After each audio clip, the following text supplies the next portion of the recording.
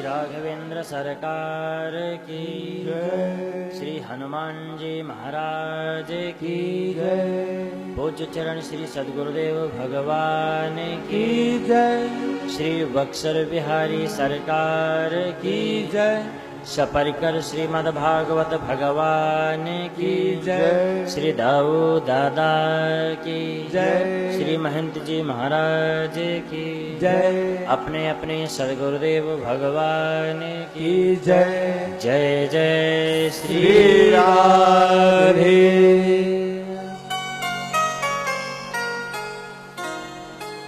अकारण करुणा वरुणालय भक्त वांछा कल्पतरु अनंत कोटि ब्रह्मांड नायक मर्यादा पुरुषोत्तम लीला पुरुषोत्तम भगवान श्री राम कृष्ण जी महाराज राम कथा के कृष्ण कथा के परम रसिक श्री हनुमान जी महाराज कली पावनावतार गोस्वामी तुलसीदास एवं श्री वेदव्यास जी महाराज श्री सुखदेव भगवान परम पूज्य श्री सद्गुरुदेव भगवान कथा में उपस्थित श्रद्धालु जन भक्ति स्वरूपा माताएं बहनें सभी के चरणों में व्यास गद्दी की तरफ से सत सत नमन। भगवान की असीम अनुकंपा से मारुति नंदन श्री हनुमान जी महाराज की कृपा से संतों के आशीर्वाद से सद्गुरुदेव भगवान की दिव्य कृपा प्रसाद से आप सभी लोगों के आग्रह एवं स्नेह से हम सभी लोग इस पावन भूमि में बैठकर भगवान की मंगलमयी गाथा को श्रवण कर रहे हैं। श्री प्रभु कृपा से आज इस कथा का पंचम दिवस प्रारंभ हो रहा है। 4 दिन का इस समय कब और कैसे निकल गया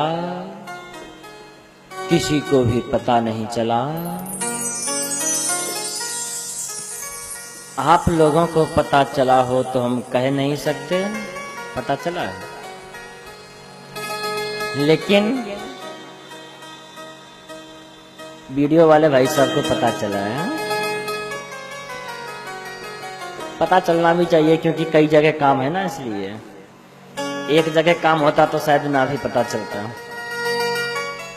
अब बेचारे कई जगह खिचड़ी पका रहे हैं, पता तो चल रही है, लेकिन फिर भी 4 दिन का समय निकल गया।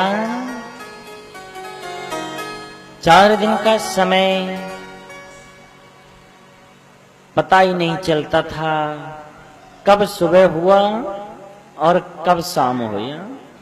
आपको लगेगा लेकिन मुझे नहीं लगता था।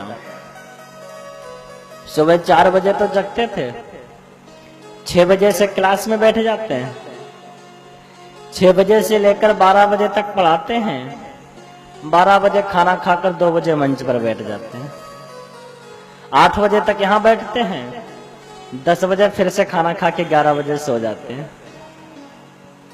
कब दिन हुआ कब रात हुई पता ही नहीं चल पाता है।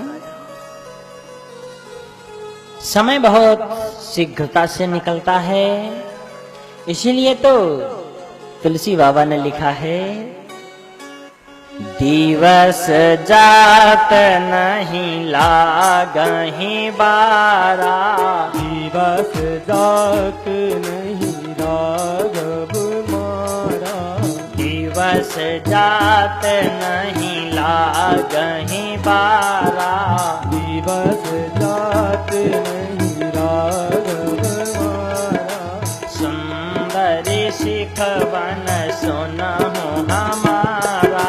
सुंदर सिख बन सुनहु हमारा। जय जय जय हनुमान गोसाई। जय जय जय हनुमान गोसाई। कृपा करहु गुरुदेव की नाई। कृपा करहु गुरुदेव की नाई। दिवस जात नहीं लागहि वारा, कब समय निकल गया पता ही नहीं चलता है। जैसे कि माइक वालों को यह भी पता नहीं चलता है कि बाहर की आवाज साफ आ रही है या खराब आ रही है। एक बार जरा बाहर की आवाज चेक करो जाकर। खास तौर पर जो दाऊ जी के अंदर का हॉर्न लगा है इसको। हो सकता है कि बारिश की वजह से रात पे पानी भर गया हो।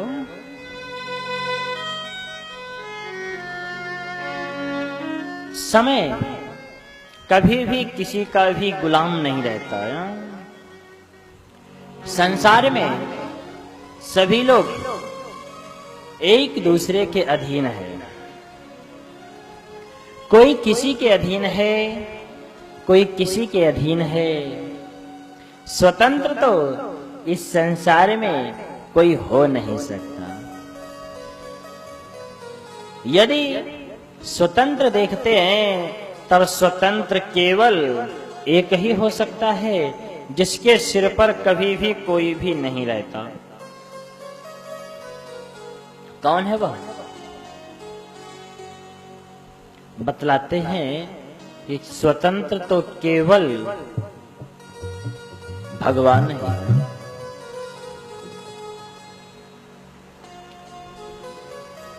जो कि अपनी ही इच्छा के अनुसार सब कुछ करते हैं। जन्माद्यस्य यतोन्वयादि तरतस चार्थे स्वभिज्ञः स्वराट। जो अपनी ही इच्छा पर चलते हैं, अपनी इच्छा पर इस संसार में किसी को भी चलने का अधिकार नहीं है। सब लोग कहते जरूर हैं कि हम स्वतंत्र हैं, हम अपनी मर्जी के राजा हैं, लेकिन अपनी मर्जी का राजा कोई हो नहीं सकता। इस संसार में यदि कोई भी अपनी मर्जी का राजा है तो वह केवल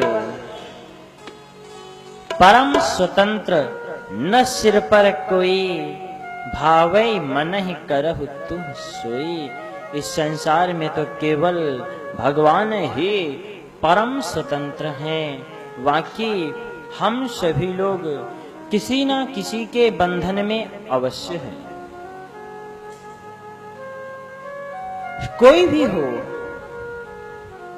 कोई मोह के बंधन में है, कोई ममता के बंधन में है, कोई माया के बंधन में है, कोई धन संपत्ति के बंधन में है। क्यों? ठीक है ना? संसार में सभी लोग बंधन में ही रहते हैं,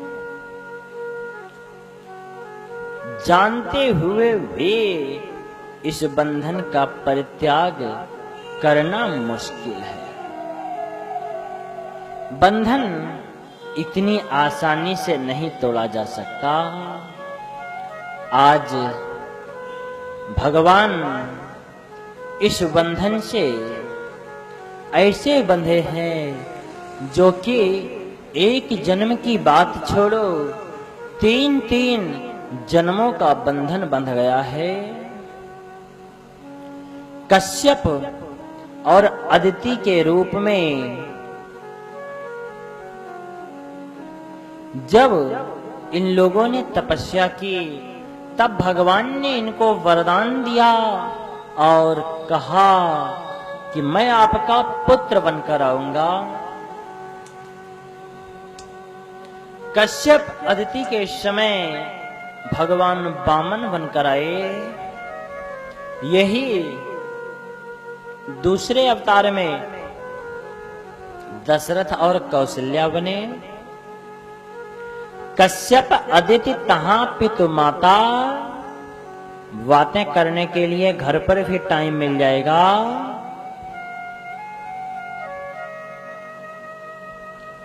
कश्यप अदिति तहां पितु माता, दशरथ कौशल्या विख्याता। यही कश्यप और अदिति दूसरे जन्म में दशरथ और कौशल्या बनते हैं। तीसरे जन्म में यही कश्यप और अदिति देवकी और वसुदेव बनते हैं। एक बार का वचन दिया हुआ भगवान 3-3 जन्मों तक निभाते हैं। देवकी वसुदेव कंस की जेल में बंद हैं, लेकिन भगवान तो जेल का बंधन भी तोड़कर प्रकट हो सकते हैं। कंस की इतनी कड़ी सुरक्षा के बावजूद भी भगवान कंस की जेल में ही प्रकट हो गए। लोग चाहते हैं कि मैं भगवान का नामो निशान मिटा सकता हूं, लेकिन किसी की भी हिम्मत नहीं है। आज देवकी और वसुदेव इतने कष्ट झेल रहे हैं, लेकिन फिर भी भगवान वसुदेव और देवकी को अपने माता पिता का सौभाग्य प्रदान करते हैं। भगवान रात्रि में प्रकट हुए। आप सभी लोग जानते हैं कृष्ण जी का जन्म कितने समय हुआ? 11 बजे। अच्छा। और राम जी का अवतार कितने बजे हुआ? नहीं मालूम। राम जी का दिन में 12 बजे हुआ और कृष्ण जी का रात्रि में 12 बजे हुआ। क्यों? पहला कारण तो यही है कि राम जी सूर्य वंश में उत्पन्न हुए। सूर्य दिन में निकलता है और भगवान कृष्ण चंद्रवंश में अवतरित हुए। चंद्रमा रात्रि में उदय होता है। इसलिए इन लोगों ने दिन में और रात्रि में अवतार लिया। लेकिन संतों ने दूसरे कारण भी बतलाए हैं। राम जी ने अपने जीवन में मर्यादाएं रखी हैं। राम जी ने अपने जीवन में मर्यादाओं का पालन किया, इसलिए वो दिन में आए। और कृष्ण जी ने समस्त मर्यादाओं को तोड़ करके केवल एक ही चीज को स्वीकार किया। कौन सा? कहते हैं कि बंधन प्रेम का है। भगवान तो केवल प्रेम का बंधन स्वीकार करते हैं, और ये प्रेम का बंधन भगवान कहते हैं मोपे तोड़ो न छोड़ो जाए। ये प्रेम का बंधन भगवान तोड़ ही नहीं सकते। प्रबल प्रेम के पाले पड़कर प्रभु को नियम बदलते देखा। प्रेम के कारण ही भगवान नियम बदल देते हैं। रात्रि के अंधकार में जन्म लिया। क्यों? क्योंकि राम जी एक राजा है। राजा का काम है दिन भर सब पर शासन करे। इसलिए राम जी ने दिन में अवतार लिया। लेकिन कृष्ण जी ने चोरियां की है।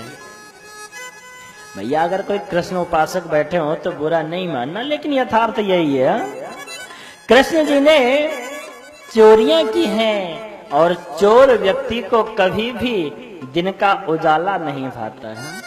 यहां तक कि उसको चांदनी रात भी तो अच्छी नहीं लगती। भगवान कृष्ण ने, राम जी ने शुक्ल पक्ष में अवतार लिया, लेकिन कृष्ण जी ने कृष्ण पक्ष अंधेरी रात में अवतार लिया। क्यों? क्योंकि चोर को चांदनी रात अच्छी भी नहीं लगती। चोर कभी भी चांदनी रात में भ्रमण नहीं कर सकता। भैया हल्की सी सीटी कम कर दो।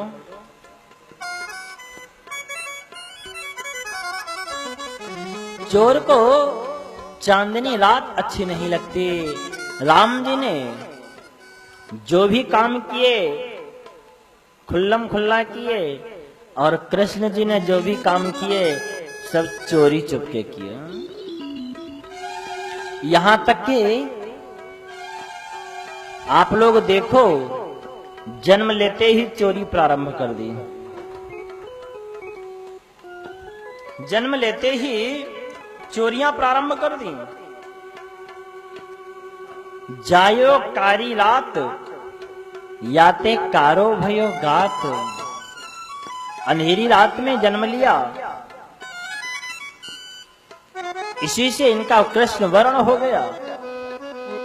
मथुरा में जन्म लिया, जन्म लेते ही चोरी करने लग गए।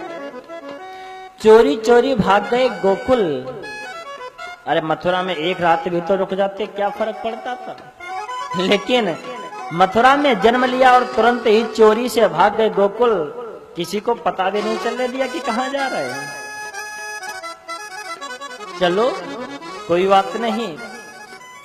दूसरी चोरी की, 6 दिन के नहीं हुए, बेचारी मौसी जी आई दूध पिलाने के लिए, दूध के बदले उनके प्राणों की ही चोरी कर ली।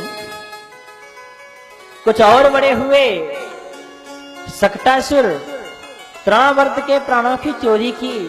थोड़ा सा और बड़े हुए, तब तो दूध दही माखन की चोरी करने लग गए।